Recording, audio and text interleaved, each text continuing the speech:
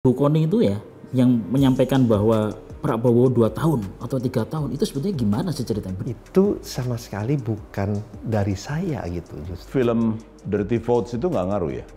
Yang nonton banyak jutaan, tapi kita lihatnya mohon maaf itu hanya di chambers mereka aja yang rame. Yang mengejutkan kemarin adalah suara Jawa Tengah sama suara Jawa Timur. Kemudian kok bisa berpindah? Ini duitnya luar biasa kayak goyornya dengan uang luar yang banyak banget. Banyak uang tapi nggak ada tokohnya, tidak ada punya masanya, tidak punya konstituennya ya tidak akan efektif. Saya dengar kan ada TKN dan TKS. Emang ada persaingan? Siapapun yang mau berkontribusi dan berbuat yang positif untuk kita bersama, hayo aja. Nah, bagaimana respons Chief Rosan sebagai ketua TKN terkait dengan banyaknya orang yang menyampaikan ada kecurangan? Bertemu kembali dengan Info A1 bersama saya Arifin Asdad dan saya Ipang Wahid. Kita akan membahas info langitan dan info jalanan. Ya. Gus, apa ini yang menarik? Pemilu sudah selesai. Pemilu sudah selesai, pemungutan suaranya ya, sudah. Pemungutan suara sudah selesai kemarin. Sedang berlangsung. Ya, sekarang penghitungan berlangsung menunggu keputusan KPU. Tapi secara quick count hasilnya udah kelihatan, Gus. Ya, Pak Prabowo Gibran buat banyak orang terjengkang. Nah, terjengkang pada takjub mengapa kok bisa sampai suaranya sampai jauh setinggi itu gitu ya. Kalau nggak salah Pak Prabowo nyampe antara 58-an ya. Iya. 58, Mas Anies Muhaimin 24 atau 25. Sementara Mas Ganjar paling bawah sekitar berapa itu 16 atau berapa ya? Iya. Nah, Gus, kita perlu membahas nih, mengapa kok sampai kemudian Prabowo Gibran itu naik setinggi itu? Ya, padahal sebetulnya di akhir-akhir kampanye itu banyak yang memberitakan bahwa suaranya sebetulnya stagnan, ya kan? Kalaupun ya 52 kalau menang, tapi mungkin banyak yang memberitakan di bawah 50. Betul. Apakah misalnya stadion kampanye di zona GBG terakhir itu menjadi kunci seperti bagaimana dulu Pak Jokowi tahun berapa itu ya 2019 ya 2019 kan itu memang menjadi faktor penentu dari kemenangan Prabowo Gibran atau apa? Iya, itu yang harus kita tanyakan sih sebenarnya. Tapi menurut saya itu sih nggak terlalu besar, apalagi Anies kan juga lumayan tinggi di JIS itu banyak yang datang 1 juta katanya. Jadi nah, yang menarik itu justru sebenarnya saya kepengen tanya nih, karena tamu kita adalah ketua TKN ya. Kita menghadiri ketua TKN. Betul. Nah, kita harus tanya kepada TKN ini, apakah betul ini bahwa akan ada kemarin itu sempat ada beradu peran, beradu kepentingan internal TKN. Itu kan orang banyak nggak tahu. Terus juga yang kedua adalah kira-kira nih gimana pendekatan dengan 01 dan 03? Kan masih agak pada keras nih semuanya. Nah, itu yang kita harus cek sih, Mas. Termasuk menurut saya, Gus, yang perlu ditanya ke Chief Rosan nanti.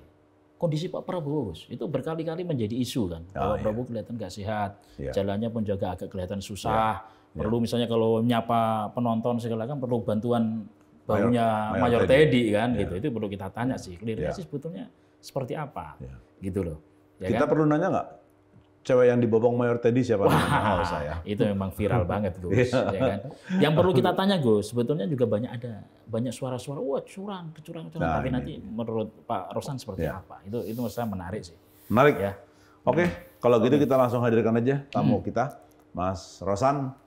Pak Rosan, ini Mas udah datang. Rosan Roslani ya, Roslani. Terima kasih, Mas Rosan. Silakan duduk. Terima kasih, Mas Rosan. Terima kasih. Telah hadir. Terima kasih, Bang. Selain duduk, Alhamdulillah. Ini pasti glowing ini. Betul, wajahnya udah sumringah, tapi saya yakin pasti kurang tidur. Wah, apa justru malah kebanyakan tidur? Kebanyakan tidur? Baru hari ini cukup tidur. Nah, tidurnya semalam enak banget dong. Nyenyak. Mimpinya mimpi menang juga kan? Nggak mimpi sih, tidur aja. Alhamdulillah lah. Ya. Terima kasih Chief Rosan telah hadir ya bersama kami ya. Gus, info A1 apa Gus? Bisa ini info A1 nih A-nya Arifin, satunya Wahid. Oke, Cocok untuk jadi pemenang. Wahid nomor 1. Ya. Mungkin Gus Ipang mau nanya dulu boleh. Saya tertarik ini kok dari kemarin nyari-nyari di Istora, Mas Rosan nggak ada di depan, kemana nih? Bukannya ada disebut sama Pak Prabowo? Ada ya? Ada. Di samping ya? Saya di samping karena pas dari Kertanegara kan bareng dengan beliau. Kemudian pas masuk saya masih nungguin yang lain, nungguin Pak Hasim. Jadi masuknya saya barengan. Jadi udah pada duduk. Jadi kita di samping aja, di samping panggung aja. Jadi bukan mulai ketinggalan gerbong ya? Oh enggak, kita di samping panggung. Sebagai ketua TKN kita harus mengamati panggung. Tapi memang benar itu, Chief Rosan. Begitu kemarin menang dengan quick count itu banyak orang baru berdatangan gitu. Kemana? Ke Pak Prabowo, pemenang. Enggak, kebanyakan sih ini teman-teman ketua umum partai yang datang duluan. Kemudian ya inilah teman-teman yang biasa datang kok. Gitu. Oh gitu ya. Jadi tadi maksud duduk belakang benar-benar pengen duduk di samping gitu ya? Memang nggak ada yang geser-geser? Enggak, emang penuh kan? Emang penuh. Penuh, jadi mau jalan ke depan pun nggak bisa. Jadi ya kita melipir aja dari samping. Gus, kalau ketua TKN gini pasti menteri. Wah, pasti suruh milih nih menteri jadi menteri apa gitu kayaknya. Iya, kalau yang lain masih menyodorkan nama, kalau Pak Prabowo bisa jadi menyodorkan tempatnya mau yang mana. Kita yang penting menang dulu lah, ya kan itu aja. Kita nikmati dulu. Tapi nggak pernah, Gus. Kenapa? Pak Prabowo membicarakan. Chief Rosan nanti bantu ya menteri ini ya. Nah, kita ngomongin kampanye aja lah. Ngomongin kampanye. Apa rencananya gimana cara memenangkan hati dan pikiran rakyat itu beliau bicara. Kita lebih banyak bicara itu sih. Gitu. Mas, saya tertarik ini. Waktu dulu kan posisinya wamen ya, masih merangkap juga duta besar. Kok tiba-tiba mau menjadi ketua tim kampanye nasional? Ya waktu itu ya waktu diberikan amanah ini saya juga nanya juga kenapa saya gitu kan. Karena saya kan waktu itu masih bolak-balik, waktu itu mau balik ke Amerika juga waktu itu. Kunjungan presiden ya? Enggak, bukan. Oh belum malah. Karena masih sebagai dubes. Iya, mau balik ke sana, tetapi kemudian diberikan amanah, ya dan diperlukan totalitas juga, ya setelah dikasih tahu diberikan amanah ini dan diperlukan totalitas, ya udah saya mundur aja langsung dari semua, dari Wamen saya mundur, dari Dubes saya mundur, dari Wakil Komisaris Utama Pertamina saya mundur, supaya bisa melakukan tugas ini dengan baik dan benar dan bisa lebih fokus itu aja. Gitu. Jadi ya udah mundur semua aja. Nyesel nggak? Oh sangat tidak, justru kalau nyesel itu kalau kalah, Gus. Justru sangat bersyukur dan apa ya? Membuat kita menjadi lebih, kan saya jadi lebih banyak ketemu orang, lebih banyak bikin teman, ini malah bersyukur kan, dan semua dinamika ini kan memberikan kita menjadi lebih baik gitu. Jadi, kan biasa ketemu kongresmen, terus ketemu sama ketua relawan, beda banget. Chief Rosan, tapi kalau sebagai ketua TKN itu kan biasanya itu kan paling kelihatan paling depan. Begitu ada Prabowo, sampingnya mungkin ada Mas Gibran, tapi sampingnya ada TKN. Tapi jarang ya. Memang nggak mau memperlihatkan diri atau seperti apa sebetulnya Mas? Kalau saya selalu bilang gini, kan pengantennya itu adalah Pak Prabowo dan Mas Gibran. Kita kan hanya ininya nih, organisernya. Ya masa organisernya mau ikut tampil. Ya kan. Jadi yang harus tampilkan oleh sosok beliau berdua gitu. Dan tugas saya memastikan bahwa beliau berdua ini tampil prima, tampil baik, dan program-program visi misi beliau bisa diterima secara utuh kepada seluruh lapisan masyarakat gitu aja. Gitu. Jadi emang saya memposisikan diri seperti itu. Oh gitu ya. Jadi memang bukan kemudian ada yang bilang begini, kok sepertinya Mas Rosan ini ketua TKN tapi seperti tidak ketua TKN. Gitu. Karena mungkin bisa jadi karena nggak pernah muncul gitu loh. Sebenarnya saya sering juga saya nemenin beliau ke kampanye ke daerah-daerah, baik pun Pak Prabowo maupun Mas Gibran, berkunjung ke beberapa daerah, saya dampingin beliau dan yang menjalankan perannya sebagai ketua TKN gitu ya. Tapi kan di saat bersamaan kita juga harus mengurus teman-teman di daerah, relawan, strateginya gimana. Pesan-pesannya seperti apa, itu juga yang harus kita pikirkan. Jadi kan nggak harus selalu mendampingi paslon gitu. Ya. Chief, semalam kan sudah ada pertemuan di Istora ya, ramai sekali. Kan sebelumnya ada pertemuan di Kartanegara ya kalau nggak salah. Si Rosan ikut tadi kan cerita di awal-awal kan. Ada ini nggak arahan dari Pak Prabowo nggak terkait dengan penghitungan quick count, ya, termasuk juga mungkin real count-nya KPU, ya, manualnya KPU dan lain-lain. Ya, waktu saya hadir di sana, ya kita ikut melihatlah waktu itu hasil dari quick count. Hasil dari quick count kita ikuti, dan pada saat kita lihat angka juga makin baik dan terus menjauh dan kelihatan ada mulai stabil, ya pertama kita bersyukur dulu gitu. Syukur bahwa angkanya baik dan terus mengamati perkembangan yang ada gitu. Dan kemudian banyak yang datang ya. Makin lama makin banyak yang datang menyalami kepada beliau, dan ya kita makan bareng gitu aja sih. Waktu nonton acaranya juga sambil makan kita. Oh gitu. Chief, kemarin kan kita waktu melihat itu data-data yang masuk, survei terakhir itu angkanya di sekitar 51 sampai 53.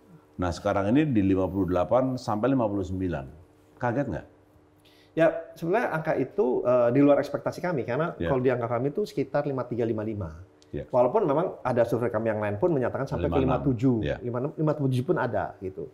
Tapi kalau kita ambil range-nya tuh antara 53-55 gitu. Tapi ternyata mencapai 58, 59, ya kita bersyukur, berarti apa yang kita lakukan ini diterima oleh rakyat Indonesia dengan positif, ya kan?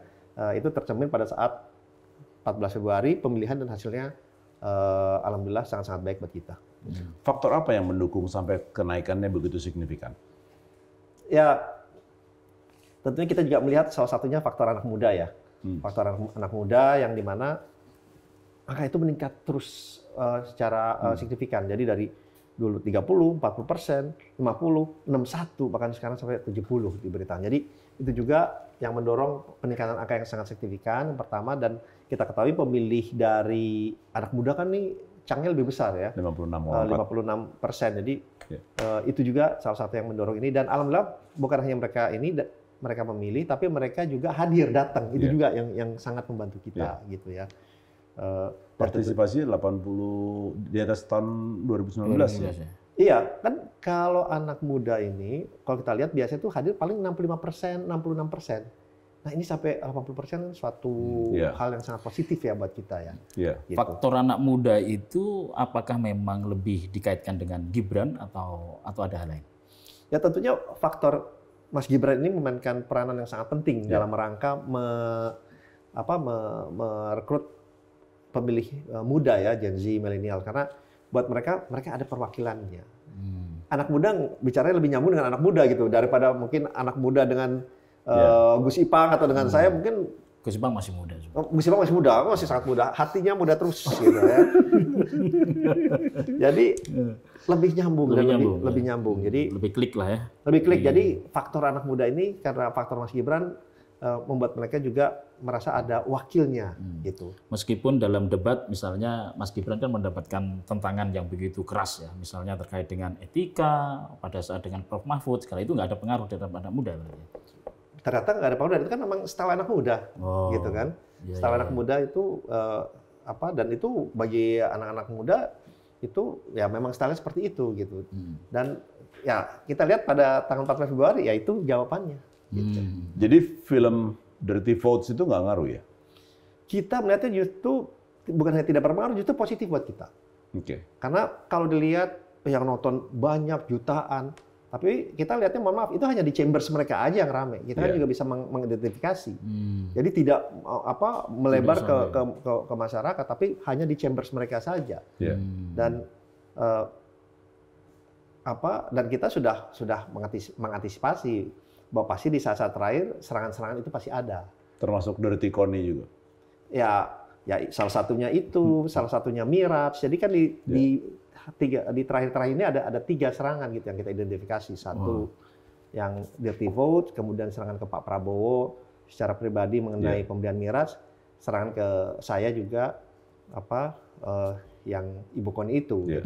Tapi buat kita melihatnya ya ini blessing juga. Mungkin ini salah satu membuat suara yang menjadi lebih tinggi lagi karena sumbangan dari tiga faktor itu. Ada satu lagi sebenarnya bonusnya, Ahok. Betul. Salah satu juga Ahok. Jadi itu juga yang mengkontribusi angka kita menjadi lebih tinggi. Jadi kita terima kasih juga. Ya. Ya, ini kaitannya dengan 4 serangan tadi malahan ya. Itu sebetulnya dengan Bu Kony itu gimana sebetulnya, Chief? Ceritanya itu. Kok sepertinya kok kalau saya lihat ada sesuatu yang nggak nyambung antara Bu Kony dengan Chief Rosan gitu ya. Ya, kalau buat saya sudah press conference, saya sudah jelaskan secara terbuka, secara fakta apa yang terjadi, dan setelah itu saya nggak mau berpolemik lagi. Yang penting buat saya saya sudah sampaikan, dan saya juga sudah melaporkan kepada pihak yang berwenang. Buat saya selesai. Saya udah nggak mau debat lagi. Walaupun Bu Kony istilahnya perang terhadap Rosan. Kan kita orang kita kan perang sama siapa gitu kan. Jadi buat saya sih saya nggak mau berpolemik masalah itu. Sudah serahkan kepada pihak yang berwajib. Saya udah gitu. Buang-buang waktu dan tenaga. Tapi Bu Kony itu ya yang menyampaikan bahwa Prabowo 2 tahun atau 3 tahun itu sebetulnya gimana sih ceritanya? Bener apa enggak itu ada cerita kayak begitu? Kan saya sudah sampaikan di konferensi pers saya. Itu sama sekali bukan dari saya gitu. Justru beliau menyampaikan gimana kalau udah 2 tahun atau bahkan lebih cepat. Saya ini orang intelligence, beliau menyampaikan. Bisa aja Pak Prabowo diracun. Itu gimana? Itu yang beliau sampaikan. Ya, saya bilang jangan seperti itulah Bu, itu tidak pantas. Kita tidak ada pernah berpikiran seperti itu. Gitu. Tapi intinya saya ingin menegaskan, Gus. Jadi tidak ada pembicaraan mengenai atau memang siapa tahu di lingkungan TPN itu, Pak Prabowo hanya 1 tahun, 2 tahun, 3 tahun. Enggak ada sama ya. sekali. Karena itu menjadi pembicaraan banyak orang itu. Tidak ada sama sekali, saya tegaskan tidak ada. Jadi kalau memang sekarang menang 5 tahun, 5 tahun. Iyalah. Firm ini. Iya. Gitu. Kalau 2 tahun ya rugi lah yang lain. Iya kan. Kalaupun Bu Kony bikin pernyataan lagi, sekarang 3 tahun dari Pak Hasto, ya kan? Awalnya 2 tahun. Sekarang 3 tahun dari 3 tahun. Naik lagi. Ya udahlah, saya nggak mau berpolemik lah masalah itu. Chief tadi kan memperkirakan bahwa Pak Prabowo Gibran menang sekitar 5 sampai 57 ya. 53 sampai 53 sampai 55 ya, ternyata lebih besar. Sebetulnya itu yakin menang itu sebetulnya udah berapa hari sebelumnya atau berapa bulan sebelumnya sebetulnya kalau melihat ya kita kan surveinya melihat dari survei baik dalam maupun luar negeri ya maupun yang kita dapat baik dari yang paslon lain maupun dari pihak-pihak luar yang independen, kita melihat ini boleh dibilang hampir rata gitu. Angkanya ini menembus 50% dan range-nya tuh ada di 53 sampai ada yang 54, ada yang 55. Itu range-nya tuh rata gitu. Ada yang 53,5. Ya ada juga yang 57 ya ada gitu. Tapi rata di range seperti itu. Jadi kita dan dari internal kita juga mendapatkan angka yang sama dan momentumnya terus meningkat gitu. Pasti ya? Gus Ipul juga lebih tahu gitu kan. Iya. Oleh sebab itu kita melihatnya bahwa kita benar-benar punya kesempatan satu putaran gitu. Kita benar-benar punya kesempatan satu putaran. Yang saya dengar ya kan begitu yakin dengan satu putaran. Kemudian banyak orang-orang baru, istilahnya pemain tikungan akhir ini kayaknya nih mau masuk ke Pak Prabowo. Itu benar nggak? Banyak orang-orang baru yang masuk bergabung dan membuat Chief Rosan jadinya cepat pusing gitu. Enggak lah, saya sih malah gini, saya kan siapapun yang mau mendukung Pak Prabowo dan Mas Gibran, kita harus akomodasi. Saya sih orangnya seperti itu, ya kan? Dan memberikan efek elektoral yang tinggi, kenapa enggak? Kita terbuka aja. Yang penting membawa dampak positif dan membuat suara lebih tinggi. Udah itu aja. Nggak usah ada berpikiran macam-macam. Yang penting ujungnya kan maunya apa? Menang, udah itu aja. Itu maksudnya nunggu depan gawang ya? Itu dia. Begitu mau menang, set. Wah, gitu. Ya.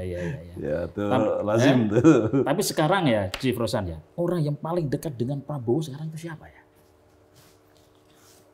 Ya pasti yang paling dekat ya keluarga beliau lah. Keluarga ya, anak ya, Didit, ya kan. Didit ya. Iya. Tapi kalau selain keluarga, Syaralak. Yang paling dekat Mayor Teddy.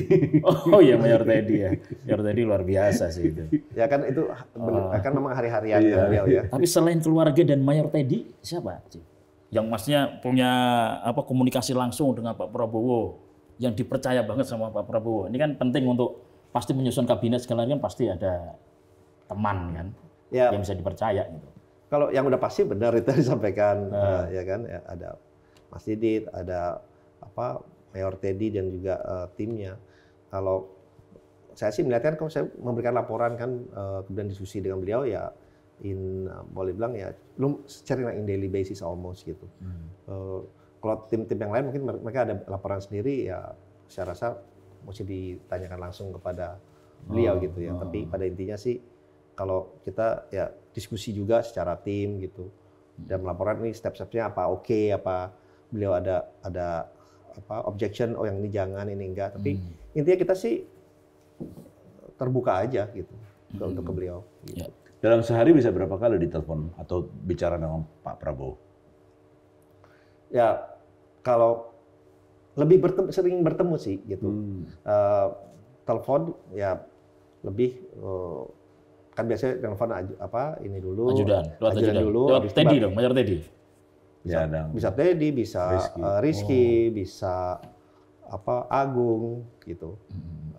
Jadi telepon terus baru bicara dengan beliau. Gitu.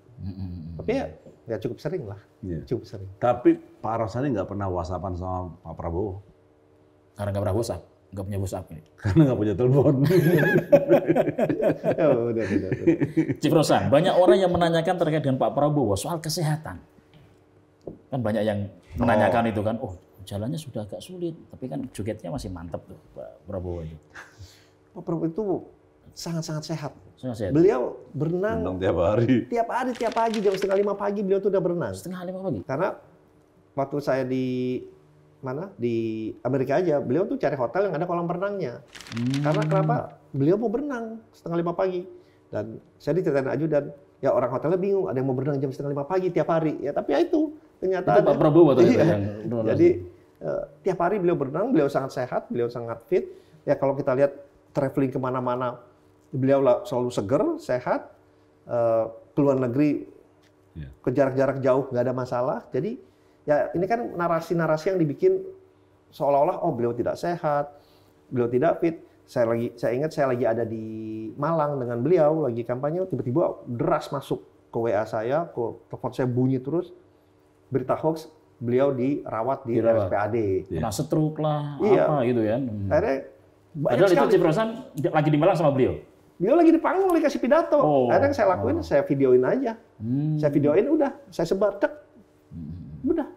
Tapi berita itu bukan sekali, 2 kali, terus aja ada gitu. Dan saya bisa pastikan beliau sangat-sangat fit, sangat-sangat segar, berenang tiap hari. Jadi nggak ada masalah tuh. Saya dampingin beliau hari-harian nggak ada masalah gitu. Apa yang membedakan, kan dulu 2014 juga dampingin Pak Prabowo ya. Apa yang membedakan 2014 sama 2024 setelah 10 tahun? Sebetulnya beliau tetap orang yang apa adanya. Gitu. Pertama itu yang saya lihat. Saya dampingin beliau beliau juga di 2014 bahwa beliau ya orangnya genuine. Kalau marah-marah, lagi senang-senang, lagi happy-happy gitu kan, dan tidak ada perubahan di situ gitu ya.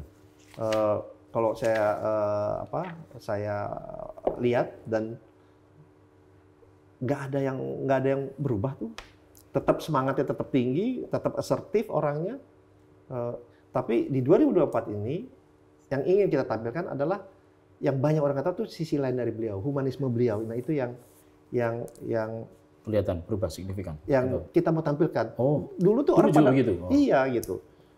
Mungkin saya mau sharing cerita satu nih. Saya mungkin nggak pernah atau hampir nggak pernah cerita mengenai ini. Jadi pada saat waktu debat pertama, itu kan masalah pertahanan, ya kan?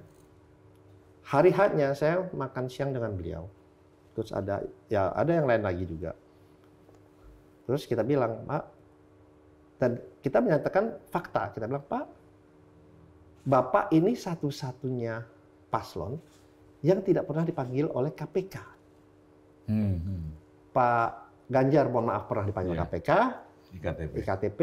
Pak Anies pun pernah dipanggil KPK. Formula E. Itu kan fakta. Iya kan? Bapak bisa utarakan itu. Bahwa saya satu-satunya paslon tidak pernah dipanggil KPK. Apa jawaban beliau? Jangan San. Loh, itu kan satu hal yang kurang bagus ya buat mereka. Masa saya tampilkan. Itu jawaban beliau. Kita yang terdiam, lihat-lihatan, di satu sisi gini, kita amazed gitu. Ini kan sisi lain yang nggak pernah orang lain tahu. Dan itu saya ngejalanin hari-hari yang dan itu kan debat kan boleh aja sah-sah saja. Karena itu adalah suatu fakta. Ya kan, bukan sesuatu yang kita buat-buat, itu fakta kok emang dipanggil. Tapi beliau nggak mau ucapin, beliau nggak mau bilang menampilkan itu. Itu sisi salah satu yang saya maksud, sisi lain dari beliau yang orang lain banyak nggak tahu. Sisi lain, dan buat kita, Des itu sosok seorang negarawan gitu. Kita aja terharu juga maksudnya. Terdiam kita pas Pak beliau bilang gitu, kita terdiam. Pak, itu kan fakta Pak, ya jangan. Itu suatu hal yang negatif tapi jangan ditampilin, jangan. Itu luar biasanya. Yang mungkin baru sekali ini saya ngomong secara terbuka ya mengenai hal ini. Gitu. Oke. Pernah dimarahin nggak sama Pak Prabowo?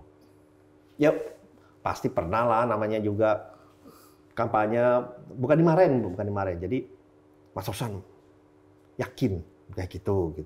Jadi kalau dimarahin, kalau saya pikir, alhamdulillah sih enggak ya, gitu.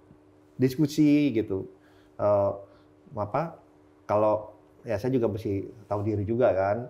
Kalau beliau lagi habis kampanye banyak, ya saya juga mesti bicaranya juga mesti yang benar lah, yang hati-hati gitu. Jadi nggak sampai gebrak meja nggak? Oh nggak pernah sama sekali, nggak pernah. Malah kalau saya baru mikir sekarang, selama ini, alhamdulillah sih saya nggak pernah dimarahin sih, gitu. Alhamdulillah tuh yang suara. Bentak-bentak dikit kali ya? Nggak pernah. Nggak pernah. Saya baru mikir nih, nggak pernah gitu. Gitu. Beliau suara tinggi karena orang lain berkelakuan yang nggak benar, ya itu beliau suara tinggi iya. Gitu. Wah itu orang kok melakukan fitnah ya seperti itu ya, udah fitnah saya, misalnya fitnah kamu, nah itu suara beliau tuh tinggi. Itu kok tega ya gitu. Nah itu ya itu aja. Tapi alhamdulillah sih gitu. Chief, ini kan sudah menang ya secara quick count ya, tinggal menunggu resminya KPU ya. Nah, bagaimana respons Chief Rosan sebagai ketua TKN terkait dengan banyaknya orang yang menyampaikan ada kecurangan, gitu. Banyak surat suara tercoblos 02, ada beberapa anak atau orang yang mencoblos surat 02, apa ya responnya Pak? Ya kalau saya lihatnya gini, itu kan adalah suatu narasi-narasi yang sudah dibangun dari dulu nih. Kenapa? Karena mereka tahu suara mereka ini ketinggalan jauh. Iya. Ya kan? Jadi narasi itu. Tapi itu ada buktinya tuh di itu. Ya. Kata suara. Kita pun juga punya bukti. Suara misalnya di luar negeri, contohnya di Malaysia, udah dicolok untuk kepentingan paslon lain. Dan di tempat TPS lain itu juga kita kumpulin, gitu ya. Tapi kita lihat, narasi itu dibilang, ini tidak jujur, ini 02 melakukan curangan. Kita udah melihat narasi-narasi itu. Ya, kita melihat dan kita sudah mengantisipasi bahwa ini akan keluar terus gitu. Sekarang kita udah leading jauh. Buat apa juga kita curang? Mohon maaf, suara paslon lain dikali 2 pun kita masih menang gitu loh. Iya kan? Yeah. Yang lain dikali 3 pun kita masih menang. Tapi ini akan mengganggu, misalnya ya, kalau ditetapkan, misalnya KPU menetapkan Pak Prabowo, Gibran, ya kan? Apakah memang kecurangan ini akan mengganggu legitimasi? Nah, menurut saya sih, insya Allah sih tidak ya. Karena kenapa? Ya, ini kan ada jalur-jalur channel-channel yang mereka bisa melakukan berkeberatan. Tapi sekarang kita lihat juga memang dari hasil quick count ya untuk sementara. Kita 57, 58, 59, ya kan? Ya. Mohon maaf, paslon lain 23, 24, ya 25. 25 lah, taruh lah. 25. 25 ke 58 itu berapa persen? Ya 2 kali lipat lebih ya. Iya kan? 30% lah hampir. Suara kita 204 juta kali 30%, 60 juta lebih. Gampang. 60 juta lebih. Kalau dengan paslon yang lainnya satu lagi, itu perbedaan kita hitung bisa 80 juta lebih. Perbedaannya sangat-sangat luar biasa. Gitu.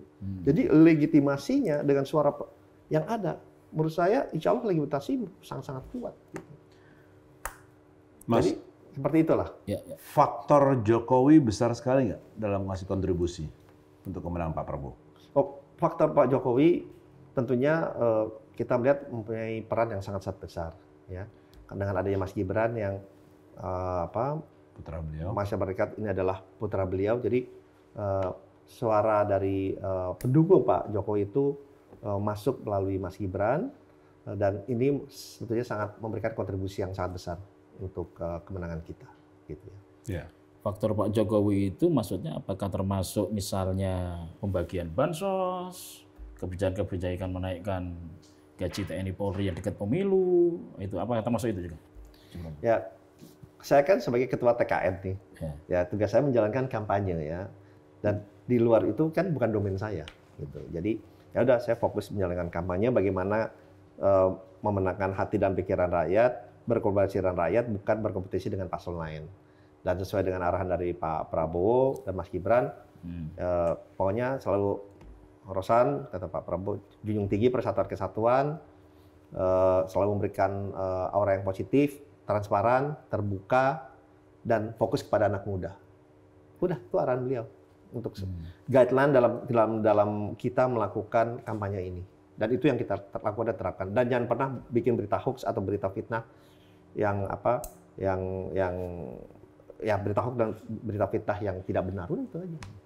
Yang mengejutkan kemarin kalau lihat dari hasil quick count adalah suara Jawa Tengah sama suara Jawa Timur. Ya sangat luar biasa. 50 dan hampir 65. Ada orang yang kemudian mengatakan, wah ini basisnya 03 ya Jawa Tengah ya. Kemudian di Jawa Timur jadi kan banyak orang NU yang akan menjadi apa namanya harusnya menjadi suara yang bagus untuk Caimin misalnya begitu ya. Tapi ini kemudian kok bisa berpindah? Ini duitnya luar biasa kayak guyurnya dengan uang luar yang banyak banget. Itu benar nggak tuh Cik Rosanto? Ya kalau kita lihat kayak contohnya Jawa Timur ya. Kan yang bantu di situ banyak sosok-sosok tokoh-tokoh yang sangat kompeten dan mempunyai massa yang begitu besar dan begitu militan. Ada Ibu Khofifah dengan muslimat NU-nya. SBY. Ada Pak SBY di Pacitan. Ada Pak Dekarwo. Ada Mas Emil Dardak.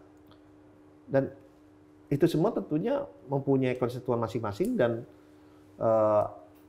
mereka bergerak secara bersamaan dan hasilnya memang positif. Dan ke Jawa Timur dan Jawa Tengah itu ya daerah yang paling sering didatengin kan kalau kita lihat. Kalau Jawa Timur memang lebih banyak Pak Prabowo dan juga Mas Gibran sering datang ke situ, bahkan kampanye terakhir pun di Sidoarjo, ya kan. Jawa Tengah juga lebih banyak Mas Gibran dan juga yang bergerak di situ dan juga Pak Prabowo untuk menambah pergerakan di situ. Jadi kalau saya lihat memang banyak tokoh yang bergerak di situ yang membantu sehingga suaranya menjadi lebih solid dan sangat-sangat tinggi. Jadi bukan faktor karena uang tadi yang disebut sama banyak orang itu ya?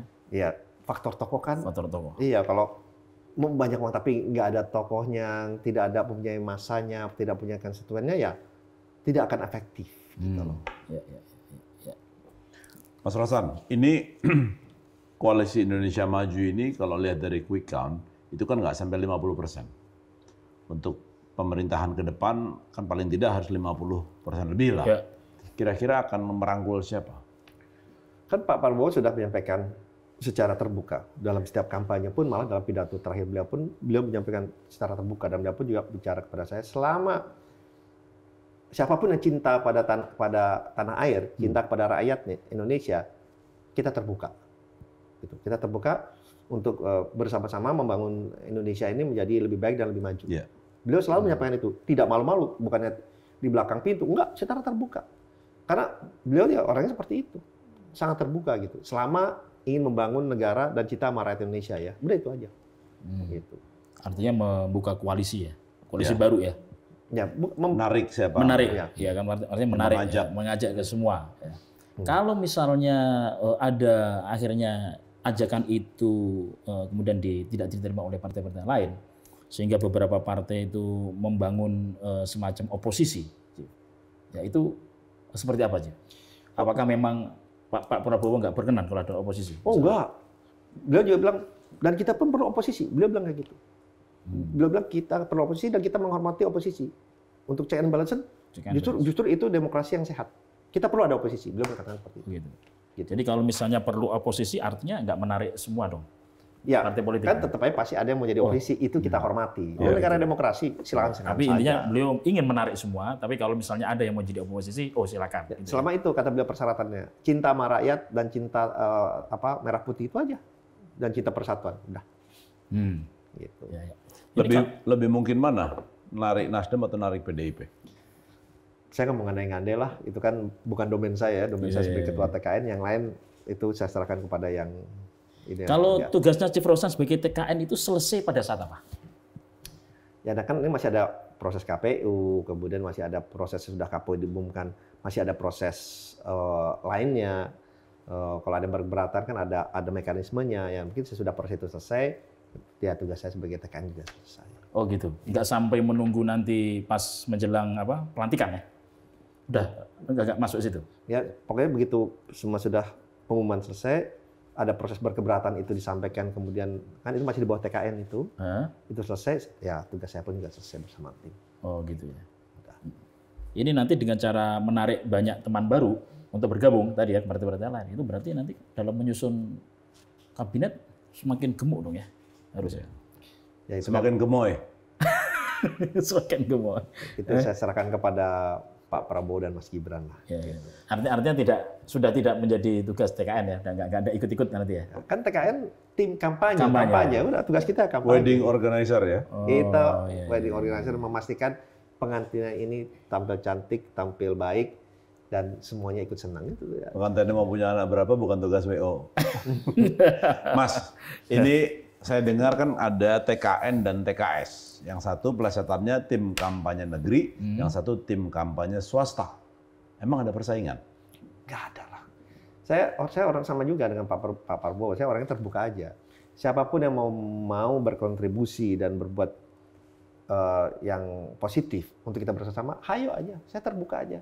Yang penting apa sih? Ujungnya kita mau apa sih? Yeah. Mau menang kok. Udah.